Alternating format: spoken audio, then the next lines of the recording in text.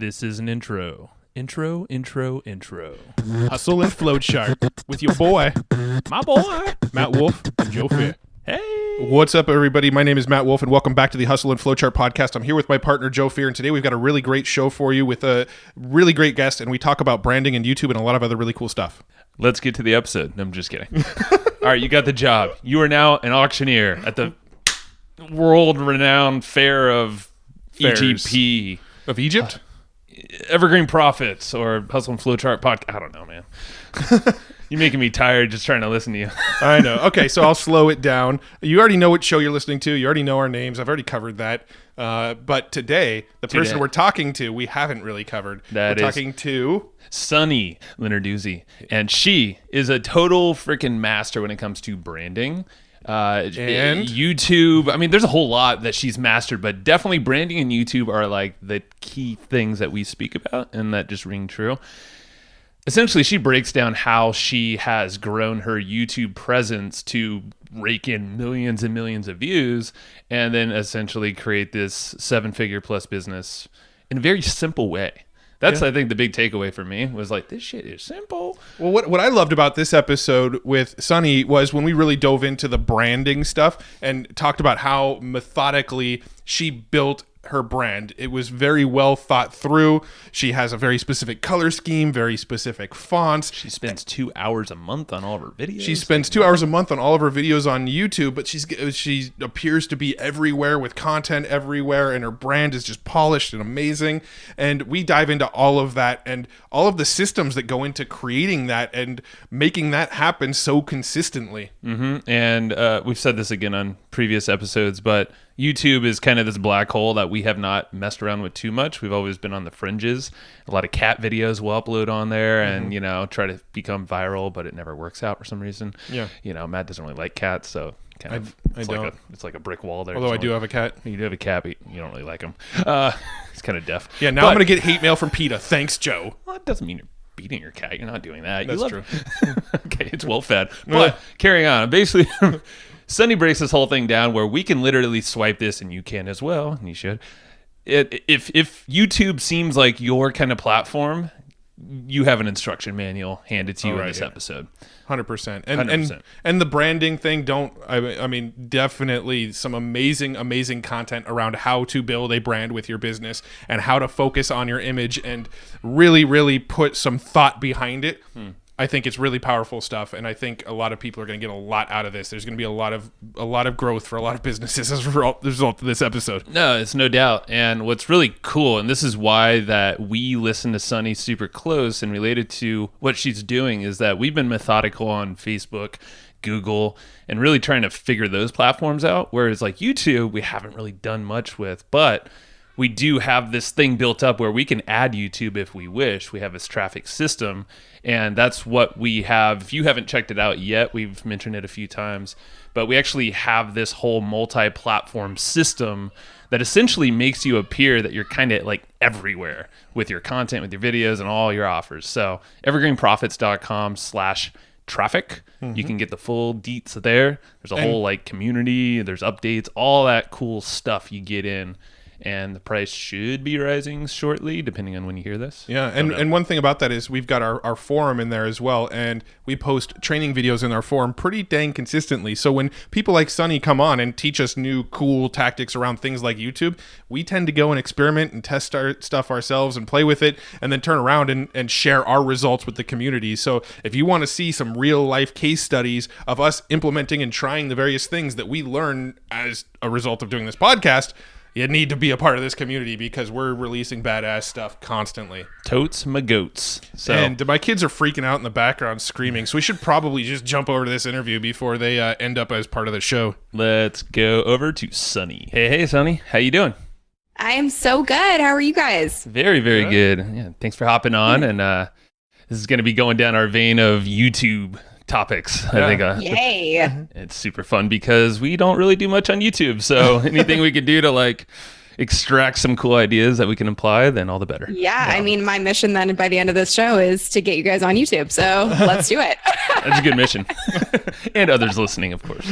Not super selfish, but kind of YouTube's been one of those like black hole things for us where we've had a handful of people on the show saying, you got to do YouTube. YouTube's where it's at right now. And we're like, we know. We got our podcast and our Facebook ads and our blog and our, There's so many things. right?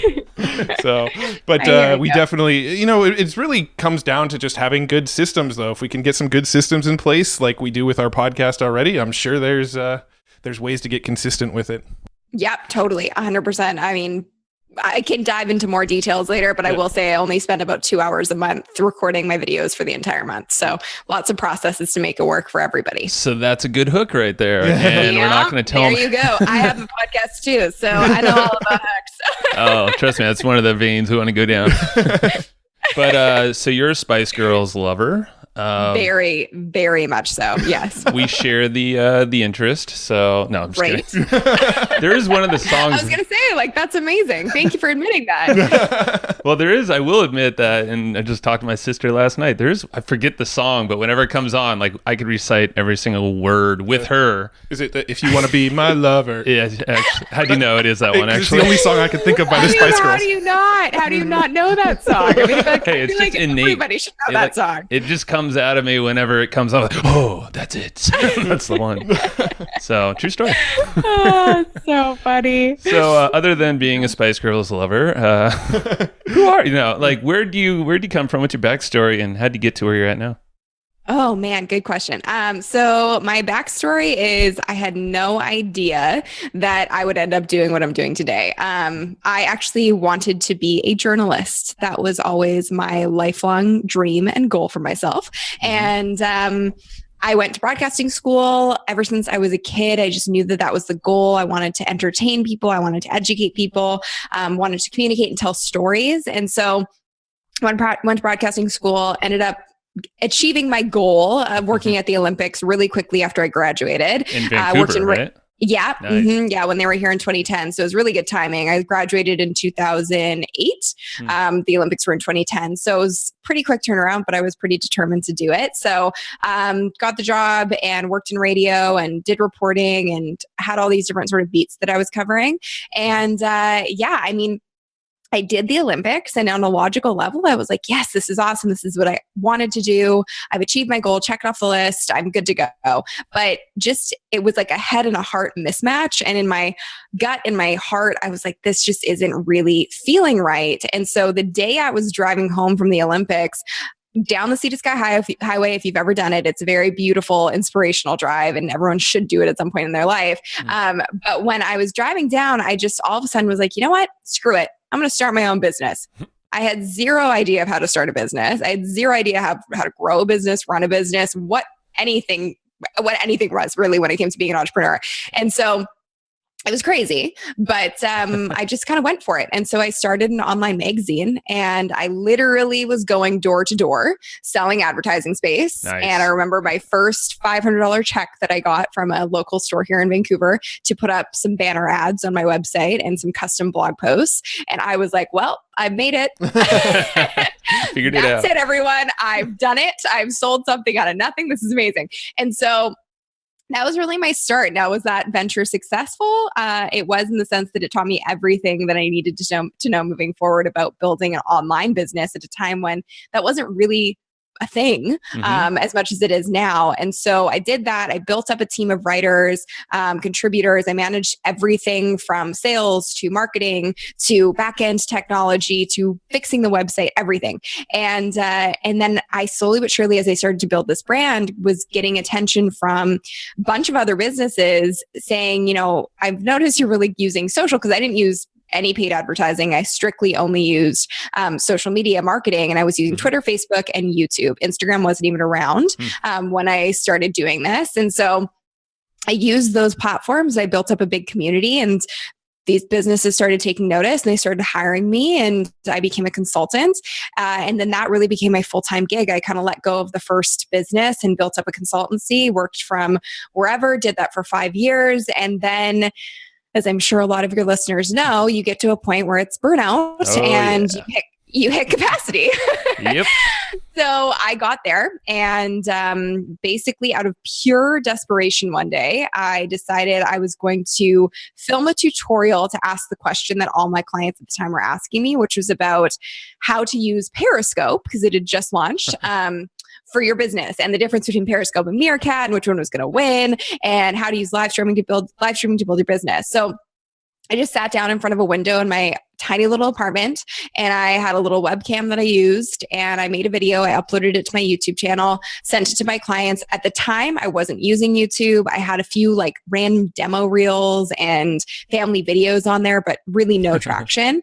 And I posted the video. I woke up the next day and it had 2,000 views, and I was very confused. Holy moly. And like a little concerned. And then it was a light bulb moment. I was like, oh my God, I know what happened. I'm the only person who's made a video on this topic because it's so new.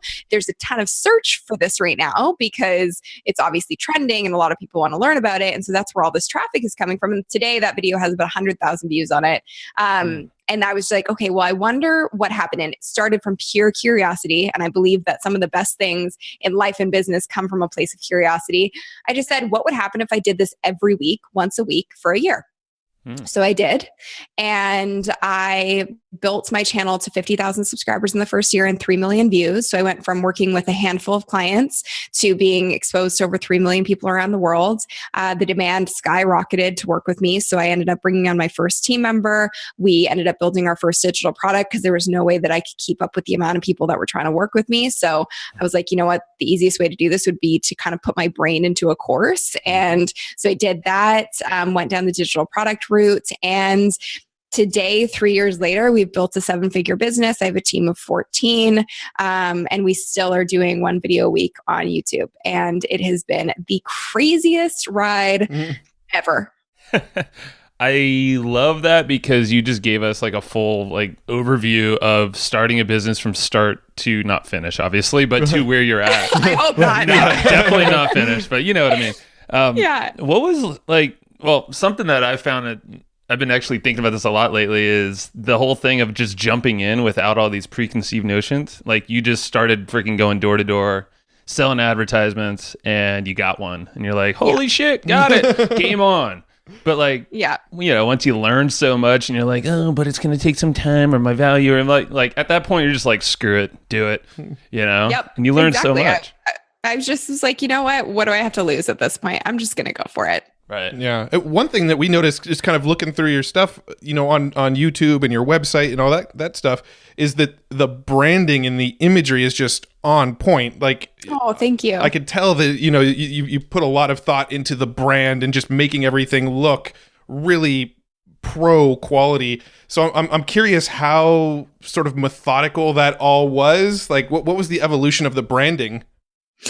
Oh man, it's very methodical, and it's just been something that I've been very passionate about from the first time I really like dove into online business, because I think it makes a massive difference when you do have a brand that is cohesive across platforms and it makes you recognizable easily. So for me, it's been really important. We're actually right now kind of going through a mini rebrand. But yeah, it's just something that my team and I, so Ayla is my right-hand woman. She's my COO, and she started with me as an intern. And we always were very committed. Even if we were doing it ourselves on Canva, we were like, we are going to make the brand look sick. So that was always something we were committed to. And I really do think has played a part in our success. Yeah. That's cool. Yeah, I think a lot of entrepreneurs just have a hard time, you know, rectifying the costs of branding. You know, I know it's something us as entrepreneurs ourselves, we've had a hard time pumping a lot of money into actually the brand thing, because we've always been in that sort of direct response space. You pay for this ad, you get this amount out. Branding, it's a little bit longer of a play, and we are really focused on branding now, but we weren't, you know, a year ago or so.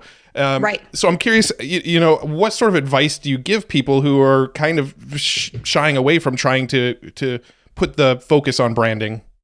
Well, I would just say, you know, here's the thing. If I were actually to go back in time and give myself some advice when I was starting my business, I would be like, focus a little less on the brand colors and a little more on your revenue options. But I think I think for me, I definitely focused on the brand from day one, which is fine.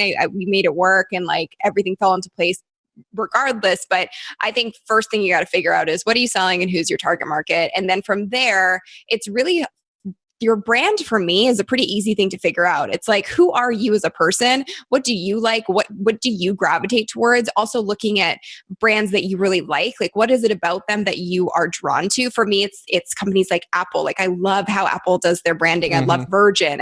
Virgin does a really amazing job of it. And it's like minimalistic, simple, cohesive colors across the board. And those become instantly recognizable. And I think that's the biggest sign that you're doing a good job with branding. And something that we've gotten feedback on is like people will see black, white, and gold and they're like, oh, that's Sunny's. I'm like, that's great. Yeah. So I think just when you're starting out with like the same font, whether it's a free font online or it's something you're paying for, and then just picking some colors that you really resonate with. And those become a key part of your branding. And you don't really need to worry about anything else. I think just having those things in place from day one will help you become instantly recognizable. And with how busy the online space has become, I do think it's important to have a lot of different things that are going to help you stand out. And I know for sure that the branding piece of it is a big key to standing out. Mm-hmm. Yeah. So when it comes to branding, you said font, colors. How about your face? Like, do you think it's like very, it's like people focused? Like, should you have your face on everything? Or I think I do, because people like people. I think the thing is we're no longer living in a generation where people buy from logos or from corporations. I think they buy from people. And you'll even see that trend when you look at companies like Nike or McDonald's. They're really humanizing their brand. And even if you look at someone like Oprah, like there used to be a big veneer around Oprah and you could see her once a day, 4 p.m. on TV. And she's got her big corporation. But if you look at her Instagram account, she is like a really not a great job with her Instagram photos. They're not edited, they're raw, they're real, but it's part of the charm because you're like, oh my gosh, now I feel like Oprah's my friend. Yeah. Now I feel like I know her, and it's allowing her to transcend way past traditional television.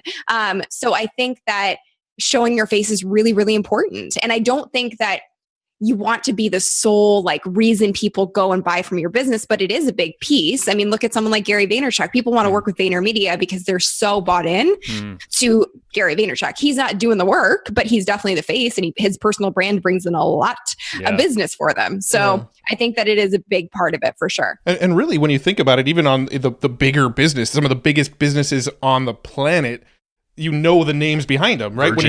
When you think of Virgin, everybody knows Richard Branson. When you think of Tesla or SpaceX, everybody knows Elon Musk. Right. You think of Apple, most people associate it with Steve Jobs. Amazon, Jeff Bezos. Everybody seems to kind of know the people behind the brand nowadays. Yeah. Yes, exactly. So, and it's an interesting, I would imagine, like a dynamic where, and I like that you mentioned Oprah because she is raw, and that's something that like Matt and I really choose to do as much as we can is be authentic. On the podcast, we talk like if you were actually here, our friend with us, like hanging out, like that's what we want to come across as. Same with on our Instagram videos. So it's like this, how would you suggest to balance trying to be cohesive with the look, maybe some colors and fonts, but also have that kind of raw feel still? Yeah, I think so. One thing I think that's like a really easy way to do it across the board is just applying a preset of some kind to your photos. Like that allows you to have raw, authentic photos, but with this very cohesive color theme. So it's aesthetically pleasing as well. Really great example of that is Jenna Kutcher on Instagram. She has like these really raw, beautiful photos, but they all have the same preset filter on them. And so they look really beautiful, but you also know that they're very real. And I think that it's also a balance of like the messaging you're providing along with the images that you're giving. So whether it's a video or a photo, having messaging to go along with it that comes from the heart and that integrates a story of some kind. So I think that's the best way to really balance the two out. And I also believe that, when you're first starting out, you don't even need to worry about presets or filters or anything like that. You just got to get yourself out there. You have to start providing value first and foremost. And I think that was a big reason why my channel grew so fast is that I gave 0 Fs about the perfection. I didn't in the beginning. And believe me, I did before. So my biggest holdup before, I was coming from broadcast journalism. I hosted a morning show on TV. I was used to being on a multi-million-dollar set and having producers and directors. So when I first started making videos, which I've done since I was a kid, but when I first started making videos for YouTube and playing around with it, I was making these vlogs with like the perfect lighting, the perfect set, and like perfect makeup and perfect script. And they got zero traction because it was so unrelatable. And it wasn't searchable either. And so when I made this video for my clients, that really was like the catalyst for all of this growth. I just didn't care. I was like, I'm more worried about answering this question in a way that's going to make sense and help my clients, as opposed to what I look like and what I sound like and it being perfect. And I think that's really the key to success in life and in business, is just coming from a place of how can I serve you? How can I help you? And when you do that, your ego gets taken out of the equation. So when you're first starting out, that's really the place to look at, is value over views, value over vanity metrics. It's just value, value, value. That's what's really going to push the needle for you. Yeah, that makes sense. Some of the feedback we've actually gotten just on our brand is, we were actually talking about going and getting like a recording studio, almost like Joe Rogan style, with like video setups, people sitting in the corner of the rooms and going really high polished and lighting and all that kind of stuff. And some of the feedback we got was that others thought that we wouldn't be able to sort of scale the authenticity. Like the bigger we get, the less relatable people feel like we might be. So 100%. if we're sitting there with, something that looks like $100,000 worth of equipment, all of a sudden we're not as relatable to the people that we're talking to now. Totally. And I think so I can actually give you a very clear example of that in my business. I started solo. I was doing all my editing myself and filming myself and used the webcam in the window. For the first year I was on YouTube, and then I got my editor, who was amazing. And then we decided last January, I was like, you know what? We've gotten to 100,000 subscribers. Let's really blow it up. So we used this multi-million-dollar set in Vancouver, and it was beautiful, pristine, perfect, but unrelatable. And so we noticed immediately, and we had to pivot within a month. I was just like, you guys, this is not working. And I don't feel like myself. I feel like I'm all of a sudden like a newscaster again, and I'm trying to be perfect, and people aren't buying it because it just doesn't feel real. And so then we had to go backwards and kind of go back to filming in my apartment and filming wherever we could. And so we live in such a weird time right now, which is so amazing because there's such value on being a real human being and being yourself and being transparent. And those are the brands and the people that are seeing the most growth and success, because your biggest differentiating factor, your biggest value proposition is who you are as a person, because no one else in the world is you. Mm-hmm. It's crazy. I always think it's so nuts that we have to re-explain that we have to just be human and relatable. We've said that so many times. We're trained out of it for so long, I think. So. Yeah, you're like computer screen, talk on script. Yeah, exactly. On that vein though, how was the transition from, being in all those big production studios in your job, on TV, to what you're doing now? Because I would imagine it's totally scripted on TV. Yeah, fully scripted. I would read from a teleprompter, but I also, truthfully, when I was first starting out and I was doing live TV, it was the best training ever, because I would have moments where my earpiece would stop working or the teleprompter stopped working, and I had 3 minutes to film and they can't just cut to commercial. And so I think that trained me to be it's okay to screw up. Yeah. It's okay to just be real. It's okay to completely flop, because that again is what makes people relate to you. So it was a big learning experience for me in just being okay with not being perfect at all times. Totally. Yeah, I remember teaching people a long time ago. I did a lot of video production for companies, and it's just getting on camera was that time whenever the red light happened, when before a lot of these cameras, you had the flip cam and all that. Yeah. You have a little light. When that goes on, you just almost lose everything in your brain when you're first starting out, because you're overthinking everything. Used to call that red light syndrome. Red light syndrome. Yeah. Yeah, for sure. The camera is your friend. Just talk it's your best friend. That's it. Exactly. Obviously not that easy. It's practice. Anything down the influencer or the branding vein? No, Matt? I think we covered a lot there. I want to dive into the YouTube stuff. For sure. Yeah, so why do you choose, I think it's kind of obvious, but YouTube, that was your first video platform, it sounds like, in the big push that you did. Yeah, it was. And I mean, it's funny because yes, it sounds like the obvious choice, but it wasn't for me, shockingly. So in my journey, I obviously did TV and I was a reporter and everything, and then worked as a consultant for about 5 years. And my first venture into YouTube was actually working with Hootsuite, which it's a social management platform or dashboard, and they're based in Vancouver. And I was like, yeah, they should really be tapping into like marketing to people like me who are consultants and creating content that's educational for them, because that would get more people on their dashboard. So I basically pitched them on creating a series for YouTube. And we created it, I hosted it, and we increased their YouTube subscriptions by 75% doing that series. And it was just weekly educational content and updates on what was going on in the social media world. So I did it for them first, and really never occurred to me like maybe I should just do this for myself, because there's so much fear that comes along with video. There's so much fear that comes along with YouTube. People are like, what if I don't sound good? What if I don't look right? All those things that come into play. And I know there's someone listening right now going, yes, that's exactly how I feel.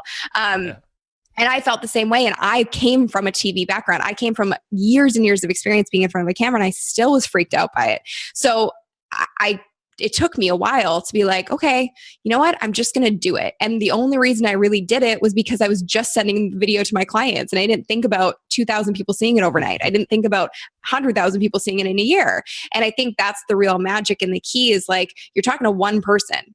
And same with podcasting. The more you can focus on talking to one person and impacting your ideal avatar or customer or client, and really picturing them in your mind when you're doing your video content or your podcast, the more impactful your content's going to be. Yeah, no, it makes perfect sense. And that's where we don't always forget, but I tend to forget that there's actually other people listening. It's like this totally invisible audience. Yeah. Yeah, totally. It's crazy. Yeah, that's something we've actually been referencing quite a bit lately, is this invisible audience, because we forget that we have listeners, and then and then you go to like a conference, a big one is Traffic and Conversion Summit. We go to that conference, and then people are coming up to us going, "Oh, I listened to your show," and we're like, "Oh yeah, we do have that, don't we?" Yeah, we have people. I had the same thing this week. Someone came up to me at the gym and was like, "I watch your YouTube videos." I was like, "That's so weird." Sometimes I forget it's real people. Yeah, you have like best friends out in the world without knowing. Yeah, it's super weird. So yeah, with YouTube, I mean, so getting started back when you got started, not like it was super long ago, but things have changed. What are some best practices now for someone getting started? Oh my gosh. So the funny thing about YouTube is that I feel like they're the same. And that's a really wonderful thing about that platform, is that it's really, at the end of the day, YouTube is a search engine, and it's the second largest search engine in the world. And so you're making content, especially as an entrepreneur, you're making content to be discovered. So I think the biggest confusion that goes into YouTube content is like, people are like, I just want to make inspiring videos, or I just want to vlog. And I'm like, okay, cool. I'll see you in 5 years when you still have 2 subscribers. Like it doesn't work that way. Like I think it's 400 minutes of video are uploaded to YouTube every single minute. I'm pretty sure that's the stat, something along those lines. Anyways, it's a lot of content. Yeah.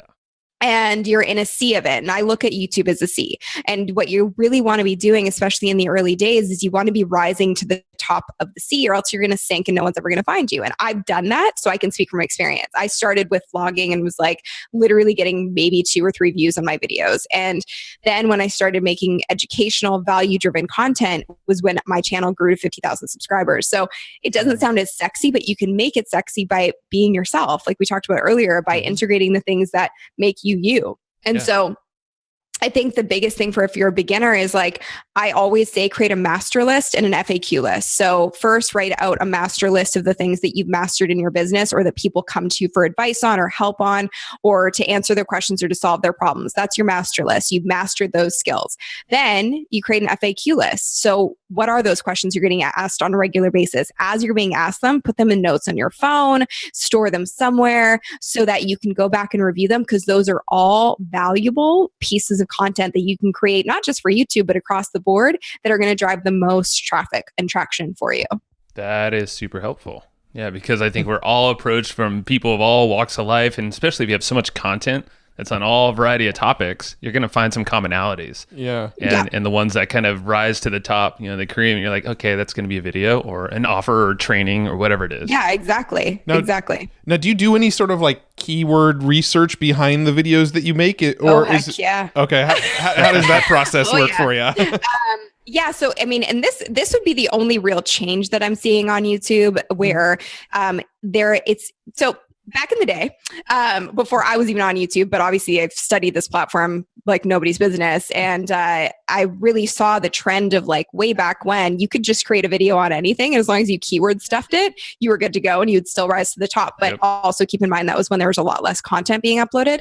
So YouTube is very aware that people still try and pull that trick. So they need you to have keywords in the title, keywords in the description, relevant content in your actual video. You need to be saying the keywords out loud in order for your topic or your video to be ranked in the topic that you want to be ranked for. So yes, I do keyword research, and a lot of it, I use tools like TubeBuddy and vidIQ and Keywords Everywhere. Keywords Everywhere is a free tool and it's awesome. Ooh, nice. And my formula that I use is I navigate the search volume versus the competition. So I do search volume versus competition. And then I look at the first couple of videos that are ranking for a specific topic. And I'm like, okay, it's been 3 years that this video has been out. It's still ranked number 1 and it has 100,000 views and they only have like 600 subscribers on the channel. That's telling me that there's a lot of traffic around that topic and YouTube would love to see a new piece of content on that topic because they like new, fresh content. So in my program, YouTube for Bosses, we go through the whole formula of how to do this, but that's really what I look at. I look at the search volume versus the competition versus the views and velocity. That is super cool. Yeah, it's like science. And then, once you get in that niche, you then start seeing some trends, I'm sure, and analytics based off your engagement, things like that. Yeah. And so you've got your master list, and then you've got your FAQ list, and then you've got all these keywords. Do you tend to make content around the keywords, or you make the your master list and your FAQ kind of fit into the keywords that you found? Yeah, so I always start with master list and FAQs. I cross-reference those, and then I basically do the keyword research based off of my top 5 to 10 topics that I really like in there and that I'm the most excited to talk about. And then I'll do my keyword research and be like, okay, what's the best way to title this video? And then write the script that's relevant to that. Because if you're not passionate about it, it's never going to do well. Like you have to be like somewhat interested in the stuff you're talking about. And I truly could talk about YouTube all day long. And I think that's another key to success is like, I genuinely care about sharing the information because it changed my life. And I say that all the time. I'm like, YouTube changed my life. And it sounds so cheesy, but it's true. I literally was asked to speak at NATO within a month of doing my YouTube content. And the head of social media for NATO found me on YouTube. And so like you never know who's watching. And all of my speaking engagements, every single press mention I've ever gotten in Forbes and Entrepreneur and Inc. and Fast Company, every single one has come through YouTube. So it's literally like publicity on autopilot for you and lead gen on autopilot for you. So you do have to care about what you're talking about because once you start talking about it on YouTube, you're going to be talking about it a lot more, whether it's speaking engagements, press appearances. We've had so many clients get booked for TV shows because obviously people can see them on camera and they're like, wow, they're really great. They should be a guest on that topic. And then there's also the thing about like, you're going to probably create products around it or services around it. So you're going to talk about it a lot. And so you better like it. That is true. That's interesting. I mean, there's a lot you just said a lot there that was so valuable. It's like almost hard to unpack it all right now. Good thing we have show notes and stuff. So go ahead. I talk fast. No, this is good. I've also been told people just listen slow. So it's amazing. I like it. What were we going to say, man? Well, the faster you talk, the more we get to cram in here. So this is awesome. Exactly. If people could slow down the playback. So with YouTube, let's say I was starting a brand new channel and I have my list of keywords and my list of mastery items and my FAQs, and I start producing videos and putting them on YouTube. What's sort of my first marketing strategies I should do to get my first handful of subscribers?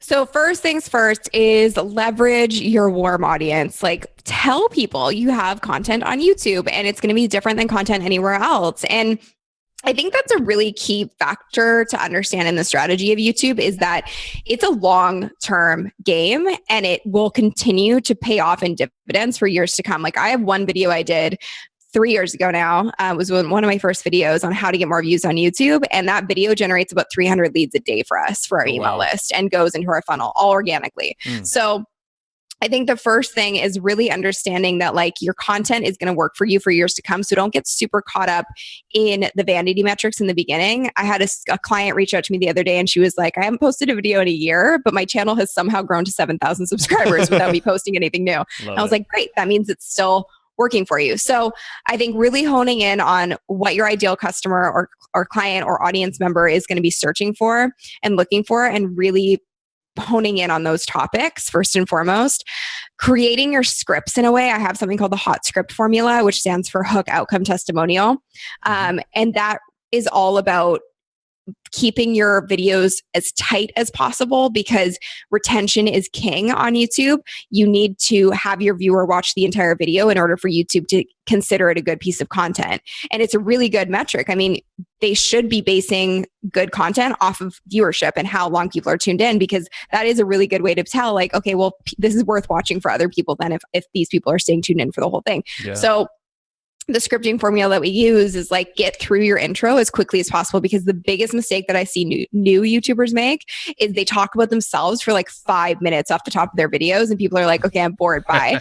Right. And the example that I always use is I was speaking at Traffic and Conversions last year, and Molly, who's interviewing me, she's awesome. And she was like, yeah, actually, I was just trying to change my fire alarm the other day in my apartment because it wouldn't stop beeping. And I went onto YouTube and I searched for how to do it. And I literally scrolled through the videos and looked for the shortest one. And that's the one I clicked on. Totally. And it doesn't matter what niche you're in, like whether I'm teaching people how to get more views on YouTube, or you are a relationship and dating expert, or even if you're doing a vlog, like doesn't really matter. People's attention spans are short. Our time is limited. So get to the freaking point. And get through your intro as soon as possible. So that's what our hot script formula does. And then at the end of the scripting formula, this was the biggest mistake I made when I was starting. I did not give people a place to go. I was just like, here's all of this information. Bye. That's like, I feel like that's most everyone when they first start marketing anything. Yeah. Well, truly, because I had my consultancy, but like, I didn't even know what an online business was. I didn't know what a course was at the time. I had no freaking clue. And so I didn't know you had to send people other places. So eventually I was like, okay, well, I'm getting all this traffic on my videos. I should just start sending people to an email list so I can at least start putting people on the email list. And then if I have something I want to sell, awesome, I'll have this audience built in. Sure. So that's a big part of it when you're just starting out too, is like making sure that you at least have an email list set up. Even if you don't know exactly what you're going to be offering, if people are signing up for your email list, they're bought into you and they're going to be bought into whatever it is that you eventually produce for them to buy. So sending them there, and then also getting them to give you signals on your video, which are likes, comments, shares, subscribes. Because the more that you get those signals, the more it tells YouTube in the algorithm, again, this is a good piece of content. We should rank it higher. I love it. Now, what's going back to the engagement piece, because I think that's super important. Is there a time frame, like a length of your videos that you kind of shoot for? Everything we've seen of yours, it's kind of like a mix, I would say. There's a big mix. Yeah. So no. And that's such a common question that I get asked on a regular basis. But no, I don't really have like a formula for how long I make the videos, just because my biggest metric is more so that you're getting into the information as quickly as possible. But if the information you're providing requires like 20 steps in order to get the outcome the viewer's looking for, then that's okay. Go through the 20 steps for as long as that might take you. Just don't have filler or fluff. So I mean, the thing is, shorter is better for tutorials, obviously.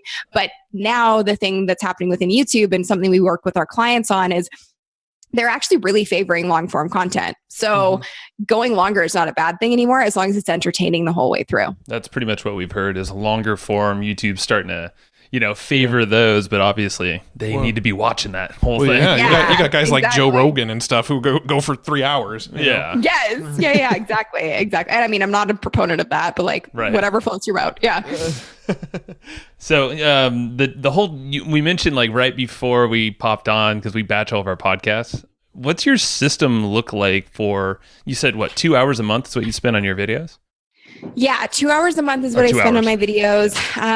And that's because I do all the prep work in advance. And like, this has taken me a while. And I also understand that I'm very comfortable on camera. So it's a little bit different than what other people would be doing. Yeah. But yeah, I mean, once you get comfortable with it and once you have the formula to make the scripting part a lot easier, it makes the whole process faster because you'll have your scripts written out. And then when you go to film, you just kind of like knock them out one after one. So love it. Yeah, that's we had a buddy, Travis Houston does something very similar. He was already reprimanding us for not being on YouTube. And oh yeah. That's pretty much what he said. He was like, okay, very similar. He's using vidIQ with a whole another process there, but he just bangs them out. He's like, all right, got my background, got my topics, have bullet points. You might be more scripted than him, but whatever it takes, you know? Yeah, no, for sure. And that's the thing. When I say scripting, like I definitely don't have a script written in full. It's more so having the intro and then my bullet points and just keeping me on track in that sense. Yeah. Now, one of the hardest things it seems like with YouTube specifically is getting people to leave YouTube. So we interviewed a guy named Brian Dean earlier, and we kind of touched on YouTube a little bit, and that was sort of one of the things that we were discussing, is that it's, you know, people tend to just want to go down rabbit holes on YouTube. They watch a video and then they click over to the next video, and then there's more recommendations and they go to the next video, and it's really hard to get somebody to actually leave YouTube and become a lead or become a sale. So, you know, what sort of tactics or advice do you have there? I think it is, but it isn't hard. And I think that's the thing, is like, you also have to understand that sure, if you're going onto YouTube and you're going to like search Jimmy Fallon or like any of the entertainment channels, of course it's difficult to get people off because they want to just continue binge watching that content. But when you're solving a problem or answering a question, which is what entrepreneurs really do and should be doing when it comes to their YouTube content, especially in the beginning, so you can actually build an audience that will care about your content in the future, you're getting an audience that is looking for that answer. So for example, we have one client who teaches people how to build coaching businesses, and she's very successful. And in her videos, at the end of it, she'll say, okay, great. If you want to learn how to become a coach, make sure that you apply for a call.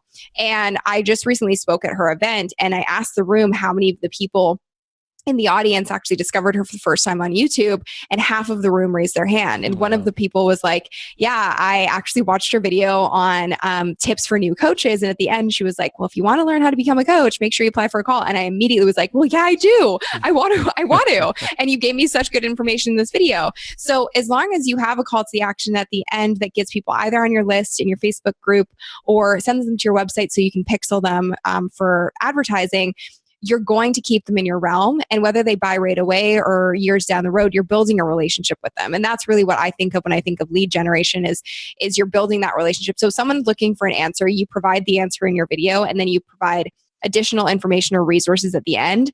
Your conversion rates are really high from your YouTube videos to your lead magnet or to whatever it may be that you want to send people to. Got it. Now, did you have something, Matt? It's probably what you're about to ask, so go ahead. Ooh, let's see. Do you do any kind of paid traffic at all? Dang, I nailed it. See, I read his brain. Oh, there you go. So we hadn't up until this point. We actually just started doing YouTube ads like 2 weeks ago, and we're working with Tom Breeze, who I know has been on your show. Tommy boy. Yeah, Tom's awesome. So we work together as kind of like, I'm organic, he's ads. Yeah. So yeah, we're doing YouTube ads. We've been doing Facebook ads. We built the business truly organically. And then we started leveraging Facebook ads in a pretty serious way about a year ago to promote our programs and our webinar. So yeah, we definitely are leveraging that as well. And I think that's the best way to scale. We built our base organically, and then we started scaling with paid ads. Very cool. So this is going to sound kind of random, but we were flipping through your YouTube channel before we got on the call here, and we noticed there was a video called 100K from one YouTube video.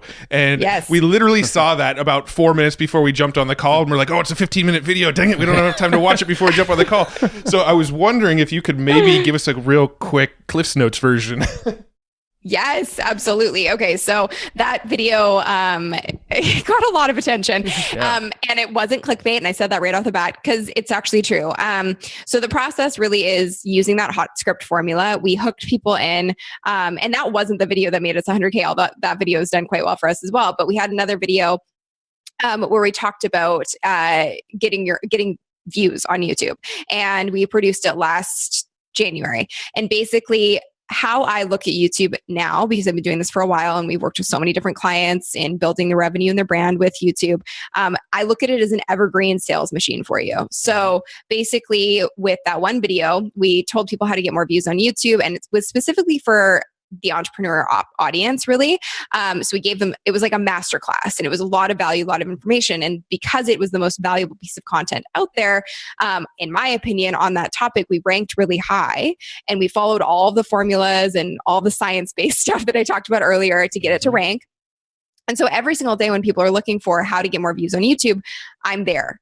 And so they're clicking on that video, they watch the video, I give them a ton of information. At the end of the video, we send them to a free guide, and that guide leads them into our webinar, which then pitches them to our YouTube for Bosses program, which is highly relevant to what they originally consumed in the free content.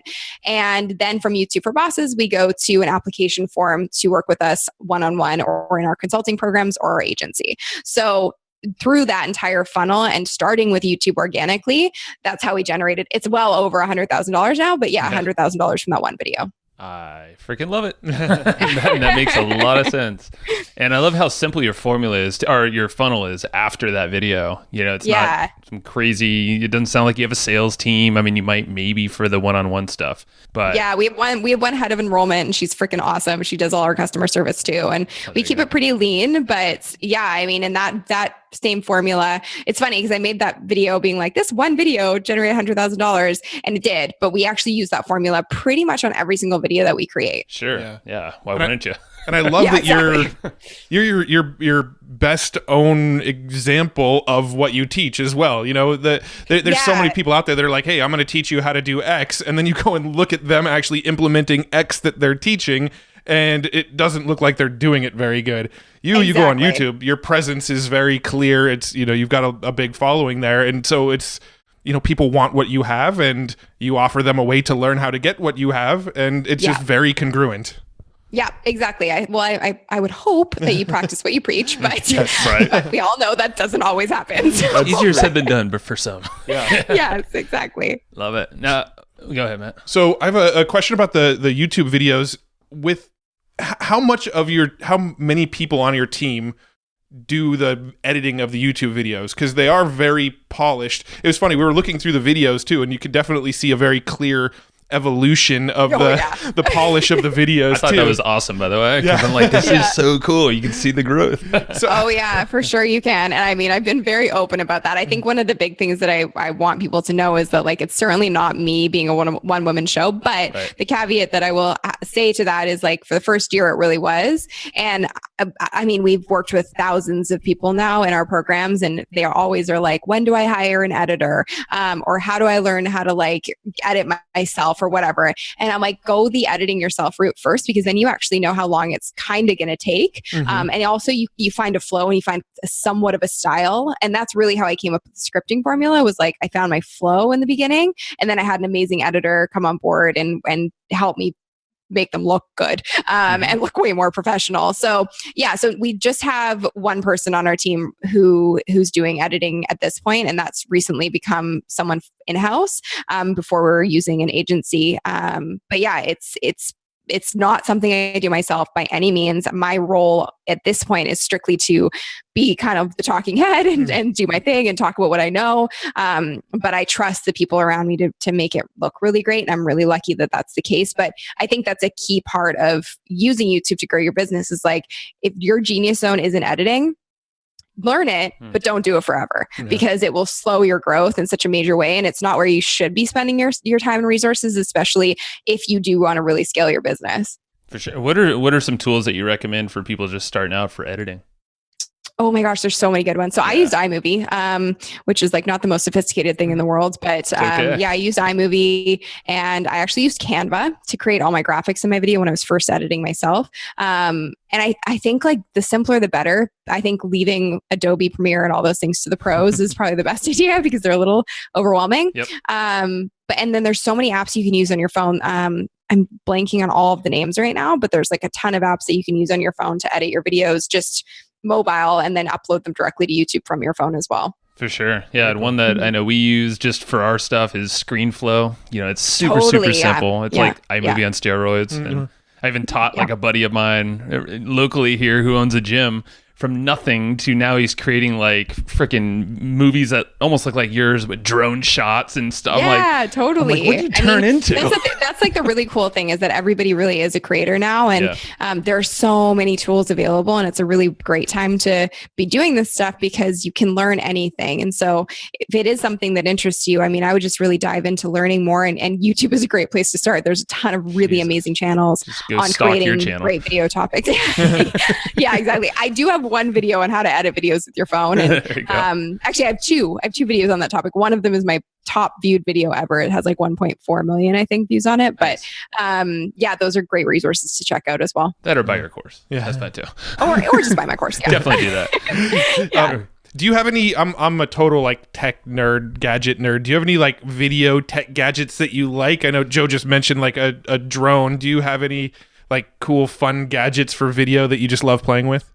Oh gosh, I used to be a lot more techie than I am now. I used to actually do like tech segments on TV, which is hilarious to think about. But I am certainly not a tech expert, so I don't really know. She got time for that. I don't know. I actually don't know. I have no idea. That's actually a good answer. I was actually going to say it's kind of awesome that you're making these amazing polished videos and you're not quite sure what equipment. I think that's really cool.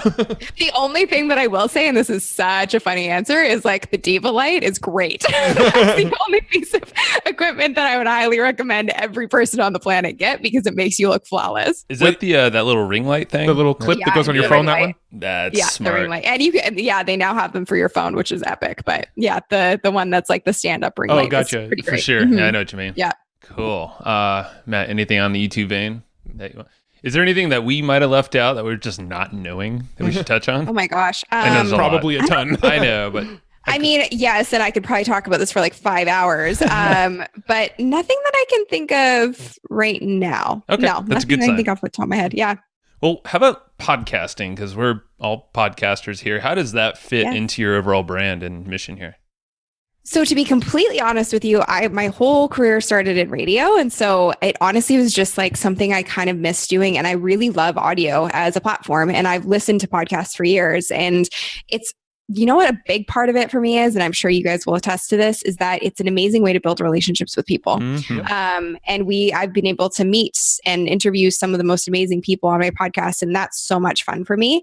And it just is something that I feel like comes very naturally. And so I was like, I'm just going to give it a go. And it was a similar thing to YouTube. Of course, I know a lot more now. And I was like, okay, I should be driving traffic to my call to action and my lead magnet and whatever else.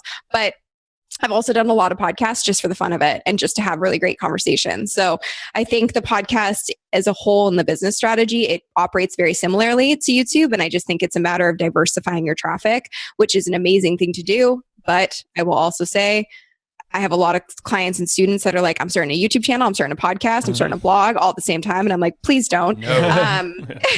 Double down on one. I don't even care which one it is, but double down on one before you try and master everything. It took me 2 years to even think about starting a podcast. And even then it was still so much work. And I have a team who's helping me now. So I love podcasting. It's an amazing platform. I love the fact that you can really batch with podcasting. Mm-hmm. Like you can work like 3 months, 4 months in advance if you really want to. And it's just a really cool medium to have a deeper connection with your audience because video is great. And I love that people can see me and see how I interact with them on video. But there is something really intimate about being able to hear someone's voice and listen to them when you're cleaning your house or you're going to the gym or going for a run or going for a long car ride. And you can't really do that with video. Yeah, no, it's 100. You pretty much answered why we do podcasting. Yeah. Amazing. Well, when we started it was purely, we started it as a networking tool. We kind of went into it going, this isn't necessarily a business. I think anybody who thinks podcasting is a business model is probably a little delusional, but totally. Same with YouTube. It can get there. But I think if you start with the motives of it's a great networking tool, it's a great learning tool. I mean, you know, we learned so much throughout the course of this call already. And so it's this opportunity to learn from people in areas that maybe we're not the strongest in yet, plus a networking tool.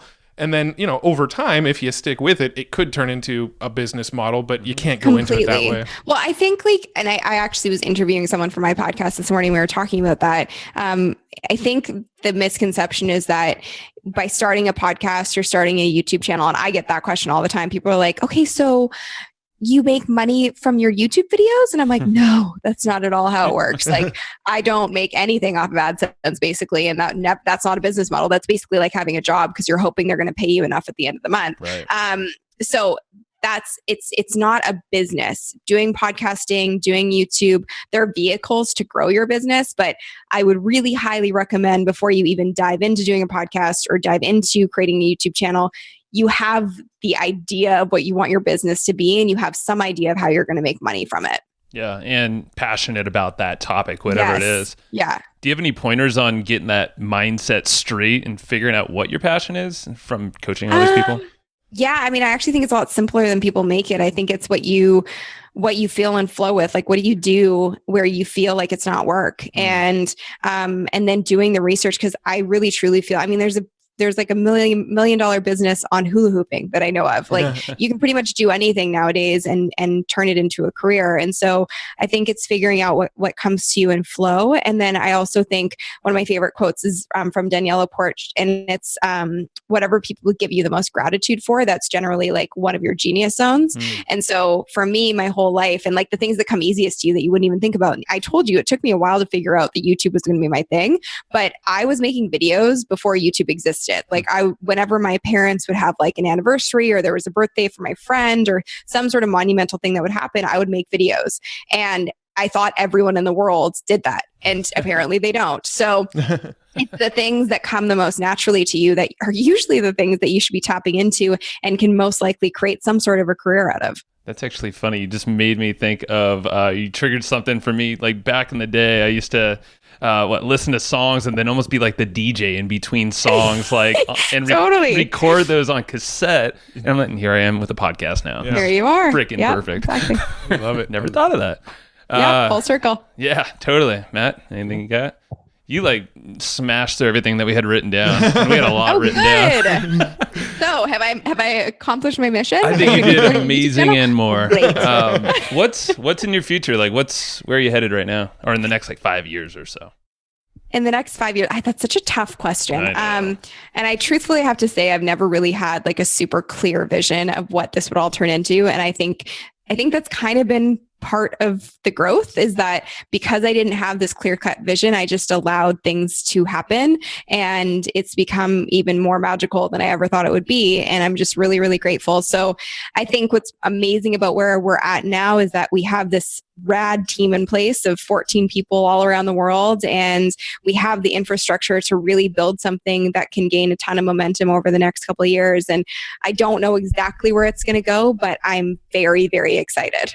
And I think that's like what I'm feeling is everything you do is fun and it's simple. Like, it's stuff that just is in your flow. And that was a little piece of advice a little piece of wisdom was dropped on this mastermind yesterday, to me at least, is like simplicity, but have fun and play with what you're doing too. Totally. Yeah. I mean, if you're not having fun, I really don't understand the point of doing it. Like, go get a job. End of the day, there's going to be hard times, of course, but if you're not at a baseline of like, I enjoy what I do on a daily basis, it might be time to just reevaluate slightly. Yeah, it's a good trigger.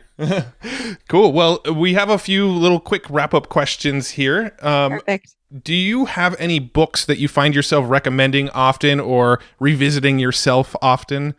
Yes. The 4 Agreements is my all-time go-to. So I highly recommend everyone read that. Rocket Fuel for Business, and then the Fire Starter Sessions to really figure out what your passion is. Love it. And where would you want to send people after listening to this episode? SunnyLenarduzzi.com. Bam. Cool. You want to spell that for them real quick just to make sure they're going to the right place? Yes, it can be misspelled. So SUNNYLENARDUZZI, or ZZI for Americans. We'll link it all in the show notes too, so make sure to check that out. And also check out the YouTube channel. Do a search for her name and subscribe there too. Yep, we'll link everything up in the show notes. Awesome, Sunny. Awesome. Well, thank you so much. Yeah, it's been fun. We'll talk to you soon. All right. Thank you. And I hope you just enjoyed this episode you just listened to. Now, right now, before we sign off, I have a few things I would love for you to do. So the very first thing is to go find our guest on Facebook and tell them that you loved their episode with us. That's going to help them just feel good about themselves, but also it's going to spread the word a little bit more for us. So go find them on Facebook. Everybody's on Facebook, and go say that you love their episode and maybe one cool thing that you you learn there. The second thing is to go to iTunes and subscribe to our podcast. Just look up Hustle and Flowchart and hit the subscribe button. And the very last thing, the third thing, is to leave us a review on iTunes or wherever you're listening to this podcast and help us spread the word more. That's how more people are going to get this awesome knowledge, this cool podcast training, and a whole bunch of other cool free training that we give out at evergreenprofits.com. So that's about it. Go find them on Facebook, go subscribe on iTunes, and leave us a review. You would be amazing if you did that, but you're always amazing. So thanks for listening, and we'll catch you in the next episode.